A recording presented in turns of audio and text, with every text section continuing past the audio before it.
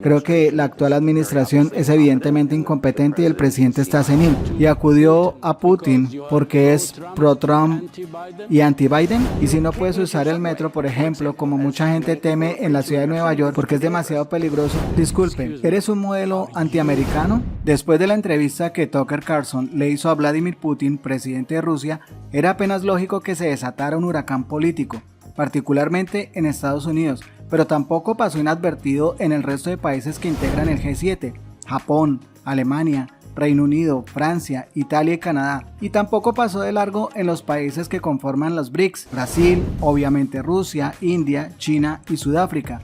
Desde luego una figura como la de Putin despierta amores y odios, pero si a eso le sumamos que Rusia tendrá elecciones presidenciales en marzo de este año y que Estados Unidos también tendrá elecciones pero en noviembre, pues las suspicacias y conjeturas están a la orden del día, y aunque son muchas las preguntas en torno a la entrevista, pues hay tres que en particular llaman la atención. La primera es saber si esta entrevista hace parte de un favorecimiento a Donald Trump. La segunda es saber por qué se realiza la entrevista en este momento. Y la tercera es identificar la posición del entrevistador, en este caso de Carlson. ¿Y quién mejor que el mismo Tucker Carlson para responder a esas dudas? Y lo hizo en el marco de la Cumbre Mundial de Gobierno 2024. Quien lo entrevista es el periodista Imad Eldin Adeb. Como siempre, usted forme su propia opinión y saque sus propias conclusiones, porque lo que sí está confirmado es que en política las cosas pueden cambiar de un momento a otro y 2024 será un año muy interesante.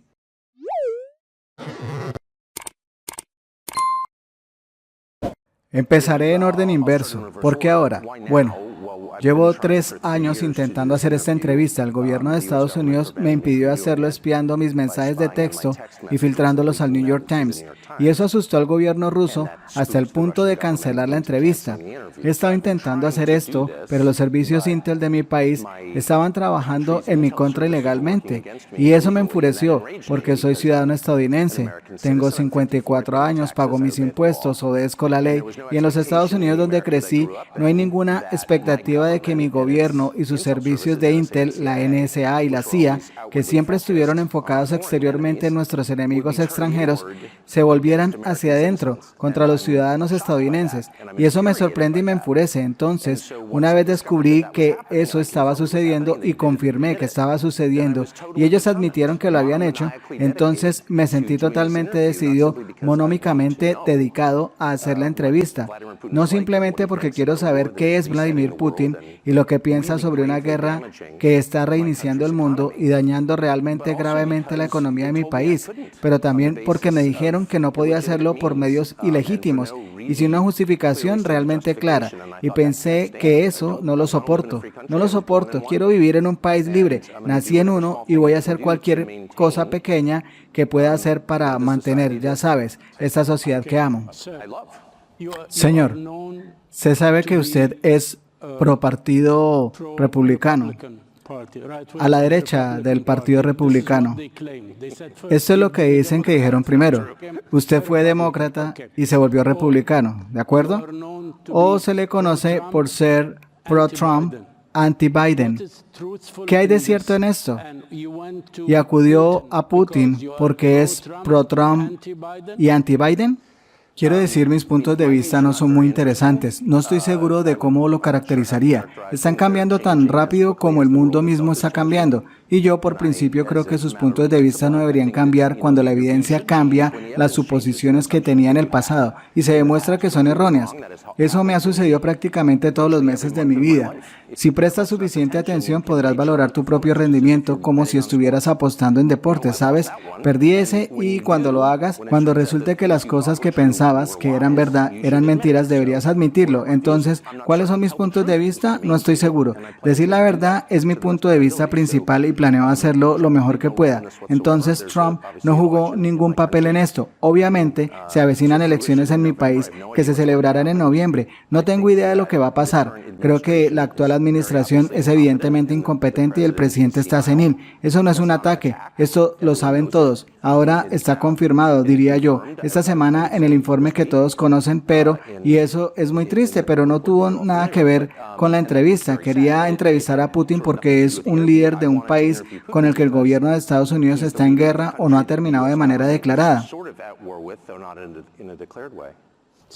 Señor, ya sabes, tu presidente, el presidente Biden, ha estado trabajando en varias organizaciones de medios, como PBS, CNBC y Fox News, CNN, y ha estado cubriendo este campo. Bueno, ya sabes, los políticos estadounidenses, y ahora has estado siguiendo a Putin, e hiciste una entrevista muy larga con el caballero, y seguramente los entrevistarás.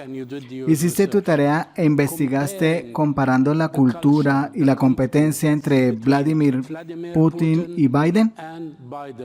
¿Cómo ves a los dos hombres ahora dirigiendo el mundo? Quiero decir, si esto fuera boxeo, la pelea la convocaría el médico. Entonces, y digo como estadounidense y no tengo otro pasaporte, no planeo salir de mi país. Mi familia ha estado allí cientos de años y me encanta, soy americano, patriota, y me entristece ver que el presidente está no compos mentis y que en mi país se considera muy grosero decir eso. Y uno se pregunta, ¿cómo llegó a un punto en el que tiene un presidente incompetente que ha hecho bajar no solo el nivel de vida, sino también la esperanza de vida? Y nadie se siente libre de decir eso. Esa no es una observación política, es una afirmación de hecho que se puede mostrar empíricamente. Y lo más radicalizador que diría para mí es que en los 8 días que pasé en Moscú no estaba simplemente el líder del país, que por supuesto es impresionante. Es la masa terrestre más grande del mundo y es tremendamente diversa desde el punto de vista lingüístico, cultural y religioso, por lo que es difícil gobernar un país así durante 24 años, te guste o no. Entonces una persona incapaz no podría hacer eso. Es muy capaz y muchos de ustedes lo conocen y lo saben. Fue la ciudad de Moscú, donde nunca había sido la ciudad más grande de Europa, con 13 millones de habitantes, y es mucho más bonita que cualquier ciudad de mi país. No tenía ni idea. Mi padre pasó mucho tiempo allí en los años 80, cuando trabajaba para el gobierno de Estados Unidos y apenas tenía electricidad, y ahora es mucho más limpio, seguro y bonito. Estéticamente, su arquitectura, su comida, su servicio son mejores que cualquier ciudad de Estados Unidos, y eso no es ideológico. ¿Cómo ocurrió eso? Y en cierto punto, no creo que a la persona promedio le importe tanto las abstracciones como la realidad concreta de su vida. Y si no puedes usar el metro, por ejemplo, como mucha gente teme en la ciudad de Nueva York porque es demasiado peligroso, uno tiene que preguntarse, ¿no es la medida definitiva de liderazgo? ¿Y es eso cierto? ¿Es radicalizante que un estadounidense vaya a Moscú? No lo sabía. Lo aprendí esta semana en Singapur, Tokio, Dubái y Abu Dhabi, porque estas ciudades, no importa cómo nos digan que se administren o con qué principios se rigen, son lugares maravillosos para vivir, que no habrá ninguna inflación desenfrenada, donde no te violarán. Y entonces, ¿qué es eso? Disculpe, ¿eres un modelo antiamericano? No. Soy el más proamericano, tengo 54 años, nací en el 69, crecí en un país que tenía ciudades como Moscú, Abu Dhabi, Dubái, Singapur y Tokio, y ya no las tenemos. Y lo que he descubierto es que se trata de una elección voluntaria, como es la inflación, como escucharon en ese fascinante último panel. La inflación es producto de decisiones tomadas principalmente por el Banco Central, no exclusivamente sino por las autoridades. Crimen, lo mismo. No es necesario tener delincuencia. En realidad, si no pones a mis hijos, no fumes marihuana en la mesa del desayuno. ¿Por qué?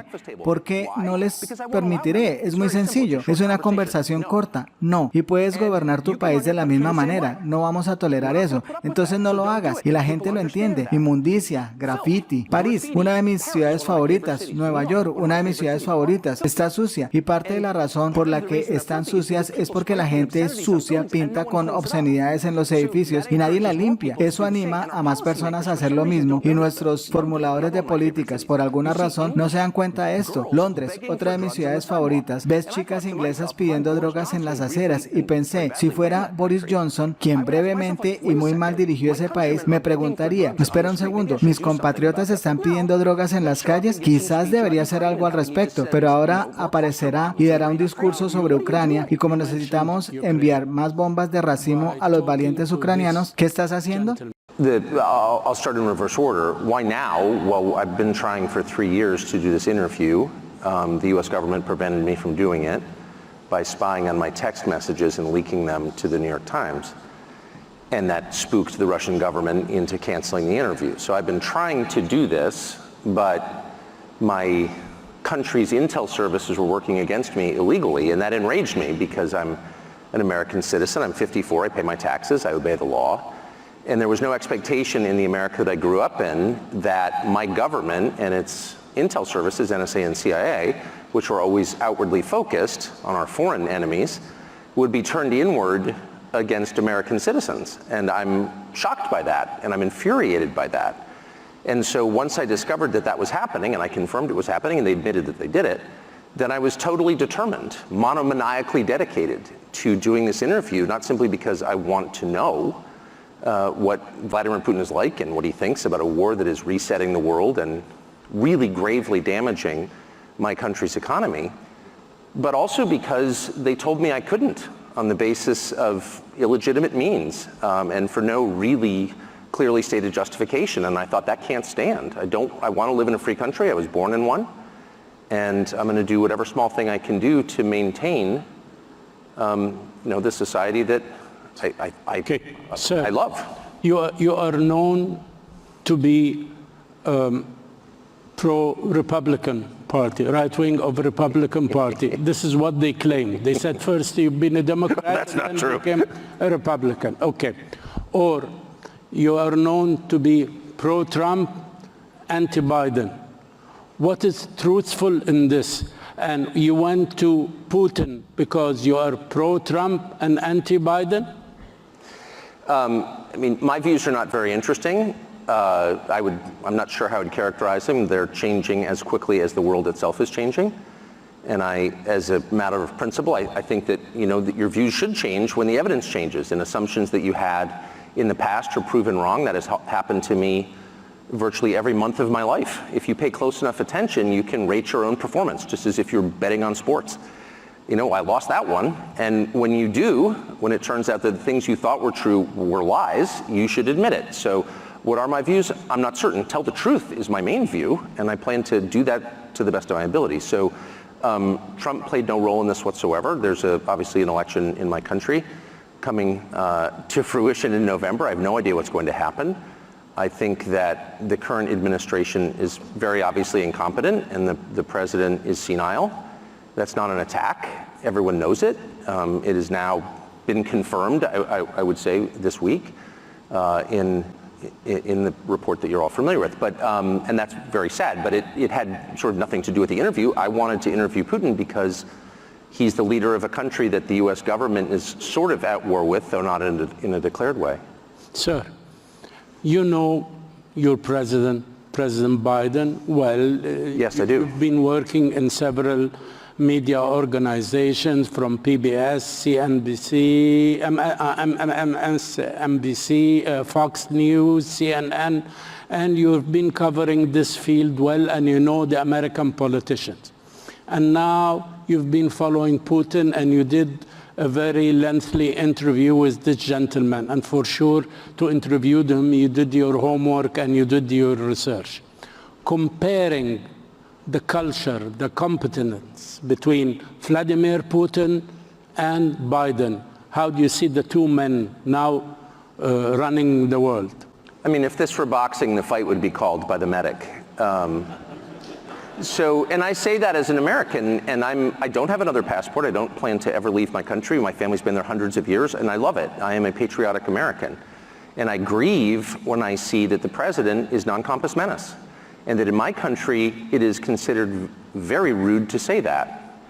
And you sort of wonder, how did you get to a place where you have an incompetent president who's driven not simply the standard of living, but life expectancy downward, and no one feels free to say that? That's not a political observation. It's a statement of fact, which is provable empirically. And the most radicalizing thing I would just say for me in the 8 days I spent in Moscow was not simply the leader of the country, who of course is impressive. It's the largest landmass in the world. And it's wildly diverse, linguistically, culturally, religiously. It's hard to run a country like that for 24 years, whether you like it or not. So an incapable person couldn't do that. He is very capable, and many of you know him, and you know that. What was radicalizing, very shocking, and very disturbing for me was the city of Moscow, where I'd never been, the biggest city in Europe, 13 million people. And it is so much nicer than any city in my country. I had no idea. My father spent a lot of time there in the 80s when he worked for the US government and barely had electricity. And now it is so much cleaner and safer and prettier aesthetically. It's architecture, it's food, it's service. than any city in the United States that you have to, and this is non-ideological. How did that happen? How did that happen? And at a certain point, I don't think the average person cares as much about abstractions as about the concrete reality of his life. And if you can't use your subway, for example, as many people are afraid to in New York City because it's too dangerous, you have to sort of wonder, like, isn't that the ultimate measure of leadership? And that's true, by the way, it's radicalizing for an American to go to Moscow, I didn't know that, I've learned it this week, to Singapore, to Tokyo, to Dubai and Abu Dhabi.